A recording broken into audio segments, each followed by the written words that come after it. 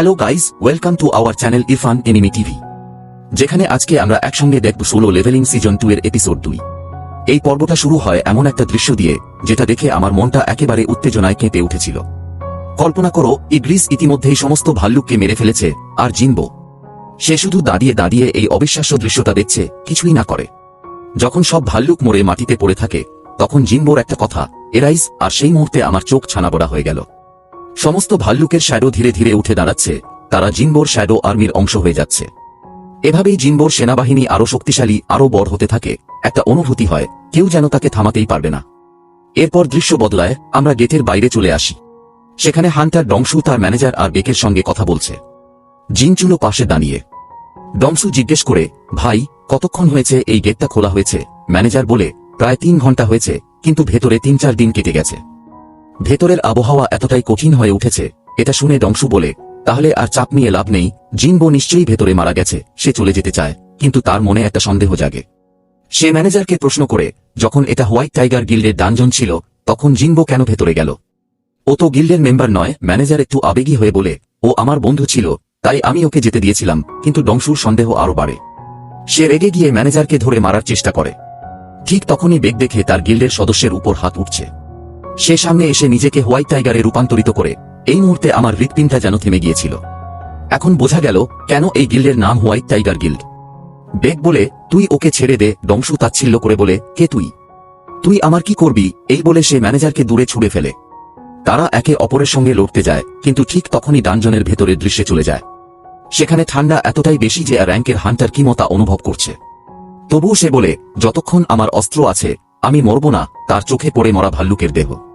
সে চমকে ওঠে, ভাবে একজন র্যাঙ্কের হান্টার এটা কি করে করতে পারে। পরক্ষণেই সে নিজেকে শান্ত করে, না, এটা নিশ্চয়ই ওই মনস্টারগুলোর কাজ যারা আমাকেও মারতে চেয়েছিল। কিম পালিয়ে যায়। বাইরে ডংসু আর বেকের লড়াই শুরু হতে যাচ্ছিল, কিন্তু জিনচুলো এসে দুজনের হাত ধরে থামিয়ে দেয়। সে বলে, তোমরা যদি হাত না আটকাতে আমার হাত ভেঙে যেত। আমরা বুঝতে পারি তারা পুরো শক্তি ব্যবহার করেনি। জিনচুলো ডংসুকে বোঝায়, তোমার ভাইকে জিনবো মারেনি, ডানজনের ভেতরকার বিষই মেরেছে। আমরা ভেরিফাই করেছি। কিন্তু ডংসু রেগে বলে, তুমি মিথ্যে বলছো। এটা আমার জন্য শুধু একটা অজুহাত। ঠিক তখনই তার ফোনে একটা মেসেজ আসে। মেসেজ দেখে সে বলে, বেঁচে গেল, পরের বার ওকে মেরেই ফেলব। এই বলে সে চলে যায়। ম্যানেজার আবেগে বলে, আমি জানি জিনবোর শক্তি কেমন। এরপরে আবার দৃশ্য পরিবর্তন হয়। এবার আমরা দেখি ডানজনের ভেতরের দৃশ্য। সেখানে কিম ভীষণ হতবাক হয়ে পড়ে। আমার চোখও বিস্ময়ে বড় হয়ে গিয়েছিল। সে দেখে যে একজন লোক এখানে জীবিত আছে, ক্যাম্প করে খাচ্ছে, দাচ্ছে, আবার পার্টিও করছে। আর তার পুরো টিম এখানে মারা পড়ে গেছে। কিম রেগে গিয়ে এগিয়ে যায় তাদের মারার জন্য। সে চিৎকার করে বলে, তোমাদের কাছে গিয়ার আছে, খাবার আছে, আর আমরা এখানে মরছি। তার গলায় একটা কষ্ট আর ক্রোধ মিশে গিয়েছিল। এই সময় হান্টার পার্ক নামের একটা মেয়ে কিমকে থামানোর চেষ্টা করে, কিন্তু কিম সন্দেহ করতে শুরু করে। সে ভাবে হয়তো এই পার্ক নামের মেয়েটাই বাকিদেরকে বাঁচিয়েছে আর বাকি বৃষ্টিদেরও মেরেছে। তার মনে একটা অন্ধকার জেগে উঠল। তাই এখন কিম রেগে গিয়ে বলে, এখন তোমাদের মরতেই হবে। সে তাদের আক্রমণ করতে চায়। আমার হৃদয়টা কেঁপে উঠেছিল। ঠিক তখনই সেখানে চলে আসে জিনবো। আমার বুকটা যেন আনন্দে ভরে গেল। সে এক চোরে কিমকে অজ্ঞান করে ফেলে। জিনবো ঘটনাস্থলে পৌঁছেই বলে, তোমরা তো এখানে একা আসোনি, তোমার পুরো দলও এখানে আছে, তাদেরকে সামনে নিয়ে এসো। তার গলায় একটা আত্মবিশ্বাস ছিল। আমরা বুঝতে পারি যে জিনবো এটা কাদের উদ্দেশ্য করে বলছে। সেটা হলো সেখানকার আইস এলফ। তার লুকিয়ে থাকা দলটা তখন সামনে আসে। আর আমরা তখন সেই দলের লিডারকেও দেখতে পাই, যার নাম হলো বারুকা। বারুকা জিনবোকে দেখে বলে, অবশেষে এমন একজনকে পেলাম যে আমার জন্য সত্যি কার্যকর প্রতিপক্ষ। তার গলায় একটা চ্যালেঞ্জ মিশেছিল। পাশে দাঁড়ানো পার্ক জিনবোকে জিজ্ঞেস করে, তুমি কি ওদের কথা বুঝতে পারছো? জিনবো উত্তরে বলে, হ্যাঁ, আমি তো বুঝতে পারছি। আর তখনই সে এটাও বুঝতে পারে যে সিস্টেম থেকে তাকে একটা অনুবাদ দেওয়া হয়েছে। সে এখন সমস্ত বিস্তিদের কথাও বুঝতে পারছে। আমার মনে একটা বিষয় জাগল, জিনবো কতটা শক্তিশালী হয়ে উঠেছে। জিনবো এখন এটাও ভাবে যে তাদের হান্টারদের সংখ্যা অনেক কম, আর এলফরা সংখ্যায় অনেক বেশি। তাই জিনবো সিদ্ধান্ত নেয় তাকে তার সমস্ত শক্তি এই লড়াইয়ে ব্যবহার করতে হবে। আমার মনেও একটা উত্তেজনা যাচ্ছিল। এরই মধ্যে বারুকা বলে, এই মানুষদের মধ্যে একজন ভালো যোদ্ধা আছে যে আমার সঙ্গে লড়াই করতে পারবে। আমি তাকে চ্যালেঞ্জ করতে চাই। বারুকা যখন কথা বলা শেষ করে, জিনবো তখনই একটা আইস এলফের ঘাড়ে এক আঘাতে তার মাথাটা কেটে ফেলে। আমি চমকে উঠলাম, আর আবার নিজের জায়গায় ফিরে আসে। এটা ছিল অত্যন্তই চমকপ্রদ মুহূর্ত। এছাড়াও জিনবো বারুকার ঘোড়াকেও হত্যা করে। বারুকা এতে অত্যন্ত মুগ্ধ হয়। আমার মনে একটা গর্ব জেগে উঠল।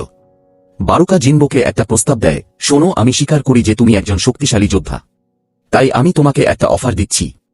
তুমি যদি তোমার দলের লোকদের আমাকে সমর্পণ করো, তবে আমি তোমাকে যেতে দেব। জিনবো জবাবে বলে, আগে বলো তুমি কে, আর আমাদের সঙ্গে লড়তেই বা চাও কেন? বারুকা উত্তর দিতেই যাচ্ছিল, কিন্তু তখনই সিস্টেম থেকে একটা ত্রুটি দেখা যায়, যার ফলে তার কথা শেষ হতে পারে না। আমার মনে একটা রহস্য জাগল। জিনবো বুঝতে পারে যে এই সিস্টেমের সঙ্গে বারুকার কোনো যোগাযোগ তো রয়েছেই। বারুকা তখন জিনবোকে আবার প্রস্তাব দেয়, তুমি কি এই প্রস্তাবে রাজি? জিনবো সাফ জানিয়ে দেয়, না। তার গলায় একটা অটল দৃঢ়তা ছিল। বারুকা বলে, তুমি কি বোকা? তোমার দলে তো কেউই নেই, আর সংখ্যায় তো আমরা তোমাদের থেকে অনেক বেশি। তখন জিনবো হাসতে হাসতে বলে, তোমার কি তাই মনে হয়? আর এই কথার সঙ্গে সঙ্গেই তার শ্যাডো আর্মিরা বেরিয়ে আসে। এটা ছিল একেবারে দুর্ধর্ষ এবং অসাধারণ দৃশ্য। আমার শ্বাস বন্ধ হয়ে গিয়েছিল। বারুকা তখন বলে, তুমি কি সত্যি আমাদের সঙ্গে মৃত্যুর লড়াই খেলতে চাও? জিনবো জবাব দেয়, তোমার কাছে যা মৃত্যুর সংগ্রাম, আমার কাছে সেটা কিছুই না। তার কথায় একটা অদম্য সাহস ফুটে উঠল। এরপরেই তাদের মধ্যে তুমুল যুদ্ধ হয়। জিনবোর শ্যাডো আর্মি এবং বারুকার সেনারা একে অপরের সঙ্গে লড়তে থাকে। এই দৃশ্য দেখে আমার হৃদয়টা কেঁপে উঠছিল। হান্টার পার্কের মনে প্রশ্ন জাগে, এগুলো কি সত্যিই জিনবোর শ্যাডো আর্মি? এর মানে কি সে এতটাই ক্ষমতাবান? আমার মনেও একই প্রশ্ন ঘুরছিল। যুদ্ধের মাঝখানে এলফরা তাদের আক্রমণ করার জন্য এগিয়ে আসে, কিন্তু ঠিক সময় জিনবো এসে তাদের রক্ষা করে। আমার বুকটা গর্বে ভরে গেল। তবুও জিনবোর মনে সন্দেহ জাগে। সেভাবে আমার সোলজারদের জন্য আমার এমপি শেষ হয়ে যাচ্ছে, আর এলফদের নেতা বারুকা তো আমার চেয়ে অনেক বেশি শক্তিশালী। এই ভাবনায় আমার মনেও একটা উদ্বেগ জাগল। এরপর জিনবো এবং বারুকার মধ্যে সরাসরি লড়াই শুরু হয়। যুদ্ধের মাঝখানে বারুকা নিজের পরিচয় দেয়। সে তার নাম বলে এবং জিনবোরও নাম জানতে চায়। তখনই জিনবো মনে মনে ভাবে, বারুকা এতটাই শক্তিশালী যে আমি ইদ্রিসের সঙ্গে মিলেও ওর সঙ্গে যুদ্ধে জিততে পারব না। আমার মনেও একটা ভয় জেগে উঠল। এই যুদ্ধের সময় জিনবো তার নতুন স্কিলগুলো ব্যবহার করে, আর আগের মতো শ্যাডো সোলজারদের সঙ্গে সীমাবদ্ধ না থেকে এবার সে নিজেকে আরো উন্নত করে তোলে। আমার চোখের সামনে তার শক্তি বাড়তে দেখে একটা আনন্দ হচ্ছিল। যুদ্ধের একটা গুরুত্বপূর্ণ মুহূর্তে জিনবো তার আগুনের উইজার্ডদেরও ব্যবহার করে। তারা বিশাল আগুনের গোলা বারুকার দিকে ছুড়ে মারে, যা বারুকাকে অনেক দূরে ছিটকে ফেলে। সেই বিস্ফোরণের আওয়াজে হান্টার কিং জেগে ওঠে। আমার মনে একটা চমক লাগল। কিং জেগে উঠে মনে করতে চেষ্টা করে শেষবার সে কার গলা শুনেছিল। এটা তো জিনবোরই গলা ছিল। আর তখনই সে দৌড়ে জিনবোকে আক্রমণ করতে যায়। এ সময় বারুকাও জিনবোর দিকে ছুটে আসে, আর এটা একেবারে মুখোমুখি সংঘর্ষের দৃশ্য। আমার হৃদয়টা ধকধক করছিল। এই মুহূর্তে জিনবো তার শ্যাডো ইগ্রিসকে ব্যবহার করে, আর ইগ্রিস ধুলো উড়িয়ে কিমকে বিভ্রান্ত করে। এরপরে জিনবো কিমকে মেরে ফেলে। যখন কিম মারা যায়, জিনবো তার শ্যাডোকে ডেকে তোলে। সে বলে এরাইস, আর কিমের শ্যাডো উঠে দাঁড়ায়। জিনবো তার নাম দেয় আয়রন। এই নতুন শ্যাডো আয়রন বারুকার সামনে দাঁড়ায় এবং তাকে আক্রমণ করতে প্রস্তুত হয়। এই শ্যাডোকে দেখে আমার মনে হলো এটা অত্যন্ত শক্তিশালী, যদিও এটি জিনবোর কথা মেনে নিতে একটু অস্বস্তি বোধ করে। এদিকে অন্য হান্টাররা যেমন পাক, হান এবং গো গাছের আড়ালে লুকিয়ে এই পুরো দৃশ্যটি দেখে তারা নিজেদের মধ্যে ফিসফিস করে বলে, আমরা কি স্বপ্ন দেখছি? এই যুদ্ধ কি সত্যিই আমাদের চোখের সামনে ঘটছে? আমার মনেও একই প্রশ্ন ঘুরছিল। এরপরে আমরা যুদ্ধের আরেকটি দৃশ্য দেখতে পাই। বারুকা তখন একটা বড় চ্যালেঞ্জ ছুড়ে দেয়। সে কিম, ইগ্রিস এবং জিনবো এই তিনজনকে একসঙ্গে ডেকে পাঠায়। জিনবো বলে, ওহো, এটা যদি তোমার শর্ত হয় তাহলে ঠিক আছে, আমরা এসে যাচ্ছি। তারপর সে আবার তার শ্যাডো আর্মি নিয়ে সামনে আসে। বারুকার সঙ্গে চলতে থাকা এই তীব্র লড়াইয়ে জিনবো অবাক হয়ে বারুকার শক্তি দেখে। সে বলে, হ্যাঁ সত্যিই তুমি খুবই শক্তিশালী, কিন্তু তোমার সৈন্যরা অতটা শক্তিশালী নয়। আমার মনে একটা গর্ব জেগে উঠল। এরপরে বারুকা লক্ষ্য করে যে তার সমস্ত সৈন্যরা ইতিমধ্যেই মারা গেছে। জিনবো তার চতুর্চাল শুরু করে। সে একের পর এক চমকপ্রদ আক্রমণ চালাতে থাকে। প্রথমে সে শর্ট দিয়ে আক্রমণ করে, তারপর সে কিমকে ব্যবহার করে, এরপর আগুনের উইজার্ড দিয়ে আক্রমণ চালায়। কিন্তু এর মধ্যে বারুকা তার সুপার অ্যাটাক ব্যবহার করে। তবে জিনবো তো জিনবোই, সে তার আরেকটা বিশেষ স্কিল ব্যবহার করে অদৃশ্যই হয়ে যায়। তারপর হঠাৎ উপস্থিত হয়ে ছুরি ঢুকিয়ে দেয় বারুকার পেটে। আমার চোখের সামনে এই দৃশ্য দেখে শ্বাস বন্ধ হয়ে গিয়েছিল। শেষ মুহূর্তে কিম তার হাতুড়ি তোলে এবং এক আঘাতে বারুকাকে শেষ করে। সবাই মিলে বারুকাকে পরাস্ত করতে সক্ষম হয়। তবে কিম তখনও থামে না।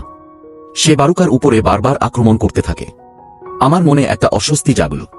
এই সময় একটা মজার দৃশ্য দেখা যায়। কিম যখন আক্রমণ চালাতে থাকে, ইগ্রিস তাকে সম্পূর্ণভাবে উপেক্ষা করে চলে যায়। অন্যদিকে আগুনের উইজার্ডরা কিমকে দেখে ভয় পেয়ে যায় এবং তার সঙ্গে টিম বানানোর চেষ্টা করে। আমি হেসে ফেললাম। এরপরে জিনবো অন্য হান্টারদের কাছে যায় এবং বলে, ডানজন শেষ হয়ে গেছে। বাকি হান্টাররা খুবই খুশি হয়। আমার মনেও একটা আনন্দ জাগল। কিন্তু যাওয়ার আগে জিনবো বারুকার মৃতদেহের দিকে তাকায়। ঠিক এই মুহূর্তে সিন কেটে যায়।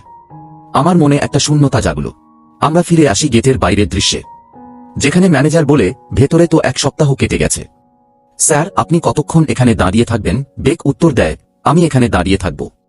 আমার হান্টাররা ভেতরে আটকে আছে, তারা বাইরে না এলে আমি চলে যেতে পারবো না। তার গলায় একটা দায়িত্ববোধ ফুটে উঠল। ঠিক তখনই ডানজনের আলো লাল থেকে নীল হয়ে যায় এবং ভেতর থেকে সবাই বেরিয়ে আসে।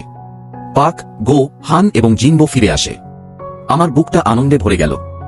বেক জিজ্ঞেস করে, বাকি হান্টাররা কোথায়? কিন্তু মাত্র 4 জনই বেঁচে ফিরে আসে।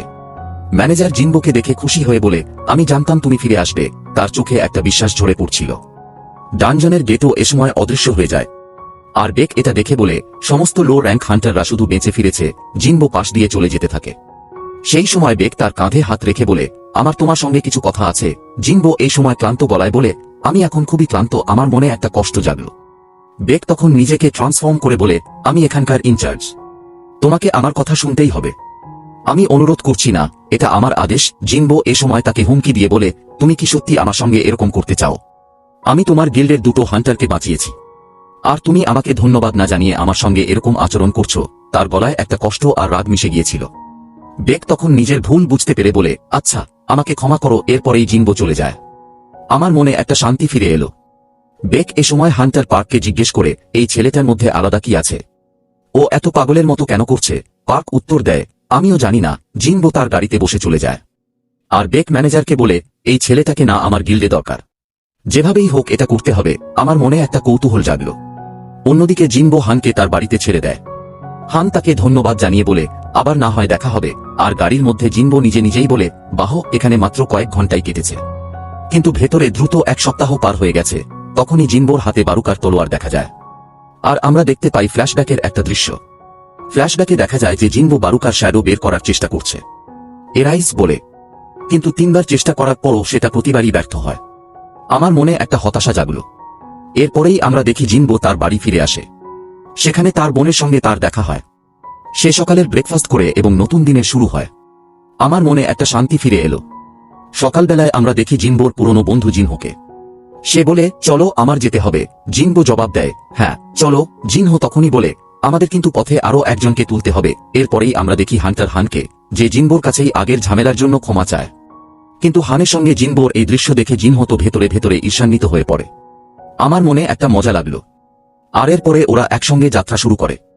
আর এখানে শেষ হয় এপিসোড 2। এই পুরো এপিসোডটা আমার হৃদয়ে একটা আলোড়ন তুলেছে। পুরো ভিডিওটি ভালো লাগলে লাইক করে কমেন্ট করে আমাদেরকে অবশ্যই জানাবেন। আর পরবর্তী পর্বটি দেখার জন্য চ্যানেলটিকে সাবস্ক্রাইব তো অবশ্যই করে রাখবেন। তাহলে দেখা হচ্ছে অন্য কোনো ভিডিওতে।